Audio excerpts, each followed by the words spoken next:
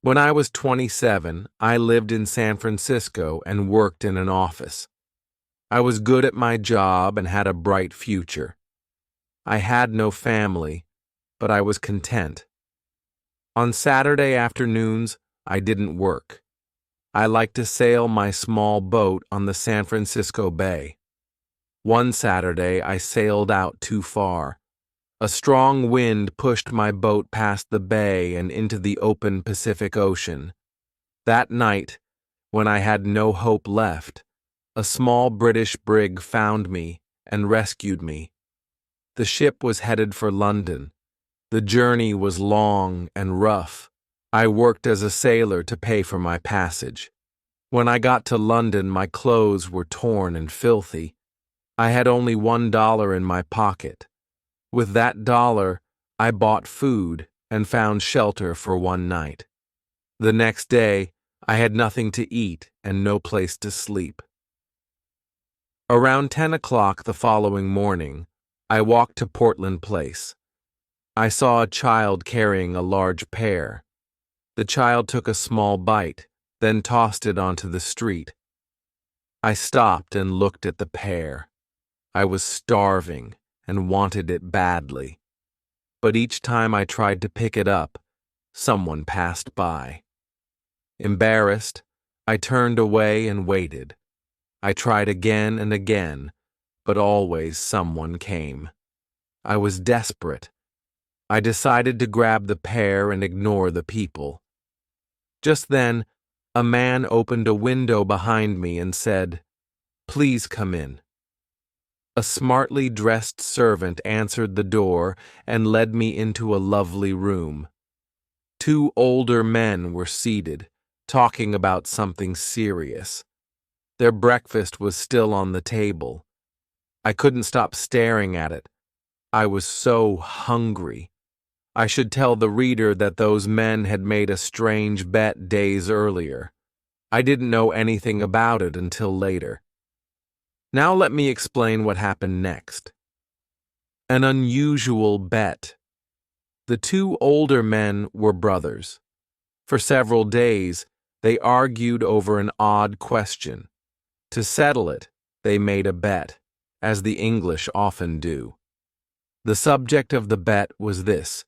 The Bank of England had printed 2 banknotes, each worth £1,000,000, for a deal with a foreign country. England used one note, and the other stayed at the bank. Brother A said to Brother B, "If a smart and honest stranger comes to London with no friends or money except for the £1,000,000 note, he'll die of hunger." Brother B replied, "No, I don't think so." Brother A said, "If he tries to change the note at the bank or anywhere else, people will think he's a thief. The police will arrest him." They argued for days until Brother B said, "I'll bet £20,000 that the man can survive 30 days with the note and stay out of jail." Brother A agreed. He went to the bank and bought the £1,000,000 note. He returned home and wrote a letter. Then, both men sat by the window and watched for the right man.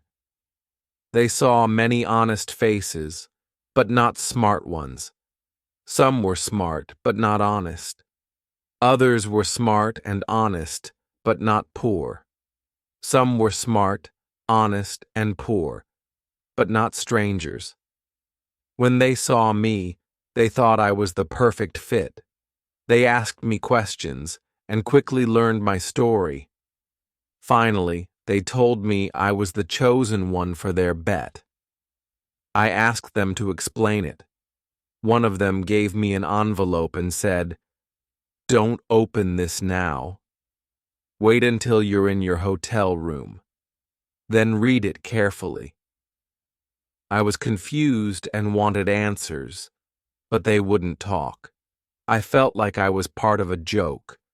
When I left, I looked for the pear, but it was gone. I was angry at those men. Later, Away from their house, I opened the envelope. I saw money inside. I didn't stop to read the letter. I ran to the nearest food shop. I ate as much as I could. Then I pulled out the envelope to pay. When I looked at the note, I nearly fainted. It was a $5 million note. I was speechless. I stared at the banknote. The two gentlemen had made a huge mistake. Surely they meant to give me a £1 note, not a million. I noticed the owner of the eating place looking at it too. We were both stunned. I didn't know what to say or do, so I handed him the note and said, "Please give me the change." The owner looked shocked and said, "I'm terribly sorry, sir, but I can't change this note. I don't have that kind of money." I begged, "Please, can you change it somehow?" He replied, "Sir, you can pay whenever you like. I understand. You must be a very rich man having some fun by dressing like a poor one. Please, come eat here any time, and pay whenever it pleases you." The letter. I left the eating place and rushed back to the house of the two gentlemen. I needed to fix the mistake. I was nervous. The same servant opened the door. "I must speak to the gentleman," I said. "They're not here," he replied. "Gone?" I asked. "Where?" "They've gone on a trip." "To where?" I pressed. "To the continent, I believe." "When will they return?" "In a month." "A month?" I cried. "This is terrible. I must speak to them. It's urgent." The servant shook his head. "I'm sorry, sir. I don't know where they are." "Then let me speak to someone in the family." "No one is here. They're all away, maybe in Egypt or India." I was sure the gentleman had made a huge mistake and would come back that night. "Please, tell them I came to correct a mistake. I'll return tomorrow." He answered, "I'll tell them, if I see them, but I don't expect to see them soon. Don't worry. Everything will be fine. They'll be here when they need to be. Goodbye." I was confused. My head was spinning. I didn't understand any of it. Then I remembered the letter. I opened it. This is what it said. "You are an honest and intelligent man. You are also poor and a stranger in this city. Inside this envelope, you'll find some money. It is yours for 30 days. After 30 days, return to this house. I have a bet on you. If I win, you may choose any job and salary you like." There was no name, no date, no address. How strange. I didn't know what to think. I went to a nearby park and sat down to think. After an hour, I came to a decision. These men were playing a strange game with me. I was the center of a bet, though I didn't know the full rules yet. If I went to the Bank of England and told the truth, no one would believe me. They'd think I was mad and lock me away. If I lied, they'd arrest me for fraud. And no honest person would take the note from me. I had no choice. I had to keep the note safe for 30 days. If I helped the man win his bet, I'd get the job he promised. The thought of a great job with high pay made me feel excited. With that idea in mind, I walked through the streets of London. At the tailor's. Each time I passed a tailor's shop, I wanted to go in and buy some new clothes. But the £1,000,000 note in my pocket was useless. I couldn't pay with it. I passed one shop 6 times. Finally, I walked in and asked quietly, Do you have an old, unwanted suit that no one wants? One man nodded but said nothing. Another man came over and nodded too. He led me to the back of the shop. He looked through several out-of-date, ugly suits and picked the worst one. I didn't complain. I really needed clothes. When it came time to pay, I asked, "Can you wait a few days for the money? I don't have small change." The man said, "Oh, really? I thought gentlemen like you carried big change." I smiled and said, "My friend, you can't judge a stranger by his clothes. I can pay, but can you break a large note?" He raised his eyebrows. "Oh, we can change any note," he said coldly. I handed him the banknote. He took it with a big smile until he read the value. His smile vanished. Just then, the shop owner came over and asked, "What's going on?" "There's no trouble," I said. "I'm just waiting for my change." "Come now, Todd. Give the gentleman his change, quickly." Todd replied, "That's easy to say, but look at the banknote." The owner glanced at the note, then at the cheap package with the ugly suit. "Todd!" he cried. "You fool! How could you sell that horrible suit to a millionaire? Can't you tell the difference between a rich man and a beggar?" He turned to me and said, "I apologize, sir. Please take off those awful clothes and throw them in the fire. Try on this fine shirt and this elegant suit. It suits you perfectly. Simple, but tasteful." I told him I was quite happy with the new suit. "Oh, wait until you see what we can make for you. Perfect fit. Todd, bring a pen and the order book. Let's measure the gentleman's leg and his arm." I couldn't even get a word in. The owner measured me quickly, then called his tailor and ordered morning coats, evening coats, shirts, trousers, and more. "But sir," I began, "I can only order these if you can change my note, or wait until I'm able to pay." "Wait?" he said. "I'll wait forever. That's the word. Todd, send these things to the gentleman's address. Let the less important customers wait." "What's your address, sir?" "I'm changing homes. I'll come back and give it to you," I replied. "Very good, sir. Let me show you out." "Good day, sir." "Good day." The poor millionaire. The impossible happened. I bought everything I needed without any actual money. I showed my banknote and asked for change, but it was always the same story. No one could break it. Still, I got all the things I needed and all the luxuries I wanted.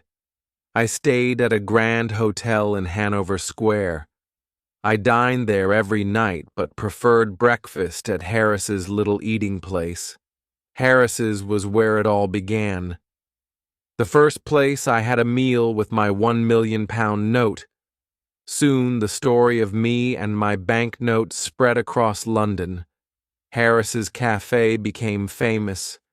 He was happy to have all the new customers. I lived like a gentleman. I had everything I wanted. It felt like a dream. But I kept reminding myself this dream would end the moment the two old men came back to London. Then, everything would change. My story was in all the newspapers. Everyone talked about the strange man carrying £1 million note. Punch magazine even put a cartoon of me on the cover. People talked about where I went, what I wore, what I said. They followed me in the streets. Sometimes I wore my old clothes just for fun. The shopkeepers would treat me like a beggar until I pulled out the banknote. Then their expressions changed completely. After 10 days in London, I visited the American ambassador. He welcomed me warmly and invited me to a dinner party that night. He said he had known my father at Yale and that I was welcome to visit any time. I was glad. I thought, I'll need an important friend when the truth about the banknote and the bet comes out. I want the reader to know that I plan to repay every shop that gave me credit. If I won the bet, the old gentleman promised me any job I wanted. With a good job and a big salary, I could pay back everything in my first year. The dinner party. There were 14 people at the dinner party. The Duke and Duchess of Shoreditch, their daughter Lady Grace Eleanor Debon, the Earl and Countess of Newgate, Viscount Cheapside, Lord and Lady Blaskite, the ambassador, his wife and daughter, and a few others. There was also a beautiful young woman named Portia Langham. She was 22 years old. I fell in love with her in 2 minutes. She seemed to fall for me just as quickly.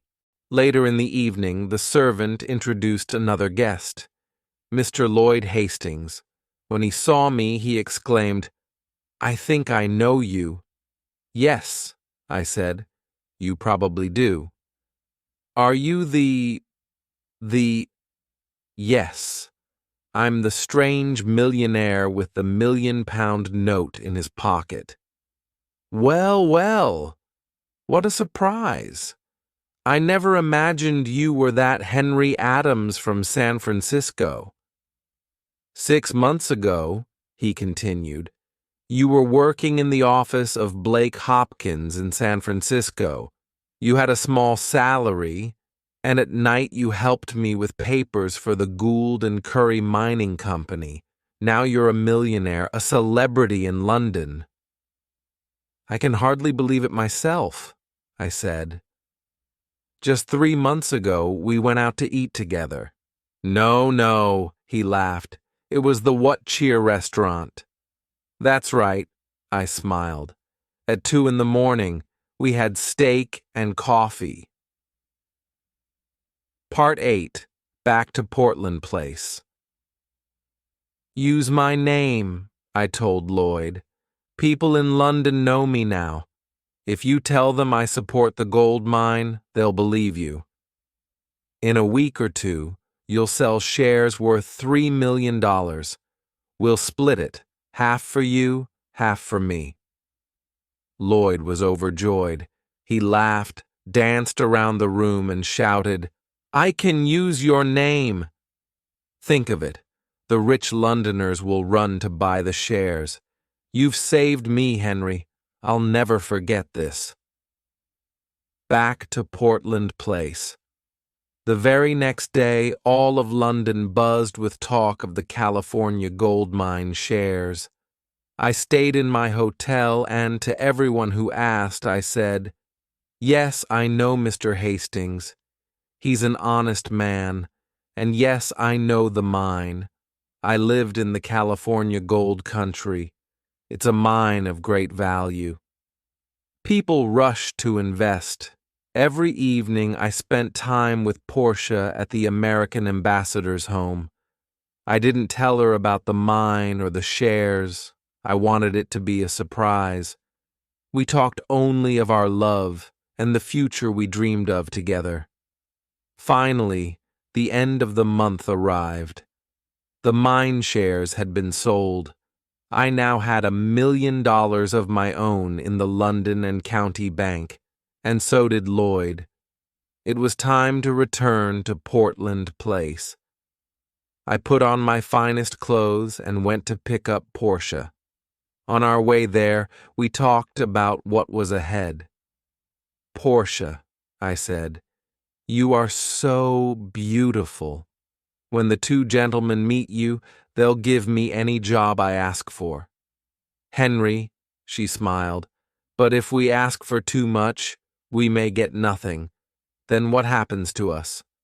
Don't be afraid, Portia." When we arrived, the same servant opened the door. Inside, the two old gentlemen were having tea. They looked up, surprised to see Portia. I introduced her and then said, "Gentlemen, I'm ready to report." One of them said, "We're pleased to hear that. Now we can settle the bet my brother Abel and I made. If you won it for me, you may have any job I can give." "Do you have the £1,000,000 note?" "Yes, sir," I said, and handed it to him. "I won!" he cried. "Now what do you say, Abel?" "I say he survived," grumbled the other. "And I lost £2,000.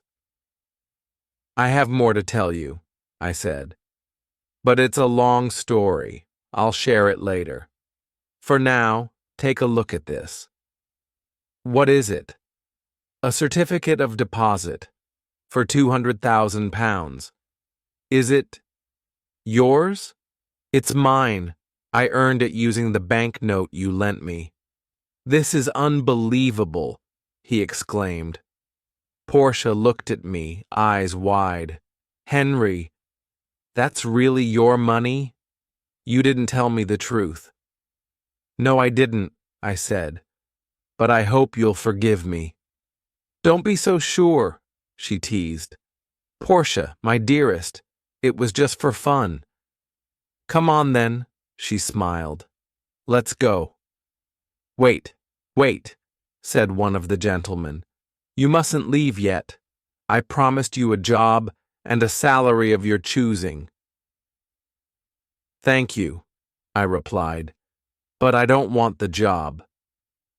"Henry," Portia said, "you didn't thank the gentleman properly. May I do it for you?" "Of course, my dear." She walked over to the gentleman, sat on his lap, and kissed him on the cheek. The two old men laughed with joy. I stared, confused. "Papa," Portia said, turning to the man, "Henry doesn't want your job. I'm very hurt." "Papa?" I said. "Is that your father?" "Yes, my stepfather, a dear man. Now do you understand why I laughed when you told me your story?" "Oh," I cried. "Then, sir, I do want a job." "Which job?" "The job of son-in-law." "Well, well," he chuckled. "But you've never been a son-in-law before. Are you sure you know how to do the job?" "Try me, sir. Try me for 30 or 40 years. Were Portia and I happy? There aren't enough words in the dictionary to describe our happiness. When the people of London heard the full story of my adventure with the banknote, they talked of nothing else. Portia's father took the note back to the Bank of England, cashed it, and gave us the cancelled note as a wedding present. We framed it and hung it on the wall of our new home.